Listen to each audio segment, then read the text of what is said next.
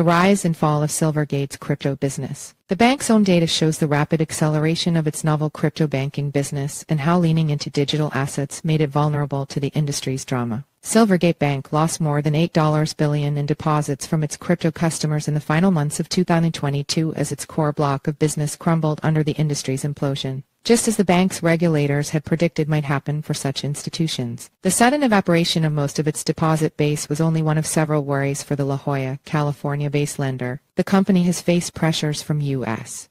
banking watchdogs that have been insisting that banks shouldn't concentrate on crypto, and its disclosures this week revealed investigations from regulators and the U.S. Department of Justice, plus the suggestion that ongoing audits may require a restating of its financials. Apart from all that, its one-time crypto strengths were starting to drag it down, according to a CoinDesk analysis of the bank's financial reports over the past several years. Many of the raw numbers reported by Silvergate over the years reveal an institution that may have peaked in 2021, well before the dramas of 2022 shook the crypto sector. The volume on its Silvergate exchange network, for instance, hit a high in the first half of 2021 with $406 billion in transfers, which slid to $230 billion by the second half of 2022. And the bank's overall asset size also reached a high point in the fourth quarter of 2021 at $16 billion. Its most recent report showed it at $11.04 billion. Even the high point of its assets describe a very small bank, the scale of a mid-range community bank, despite its outsized reputation as a core part of the digital assets industry's U.S.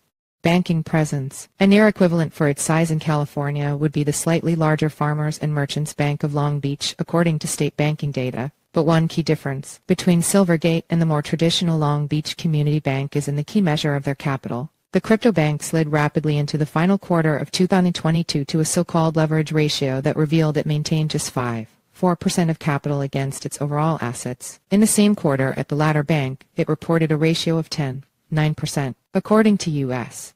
bank capital rules, 5% is the edge of the cliff beyond which a bank descends below a well-capitalized designation and toward the territory of emergency intervention from regulators. A spokesman representing the bank said, Silvergate can't comment beyond what's already been made publicly available. One of the most dramatic descents to track in Silvergate's publicly released data was its deposits problem. Silvergate identified the number of digital assets customers it was working with each quarter, and that crowd steadily rose to 1,620 last quarter, most of those identified as institutional investors, though more than 100 were digital asset exchanges. However, those crypto customers' deposits plummeted from almost $12 billion in the third quarter last year to less than $4 billion by the end of the year. The amount has clearly dropped much more than that now, as several big names in its customer base are severing ties. Coinbase, Paxos, Circle, Internet Financial, and Galaxy Digital have been among those making very public comments distancing themselves from the struggling bank. A traditional, regulated depository institution can't make it without a deposit base, and Silvergate's coffers were drawn down quickly as major crypto clients dealt with their own collapses, bankruptcies, and legal disputes that required an instant vacuuming of their liquid cash last year. Still, for crypto businesses, the options for U.S.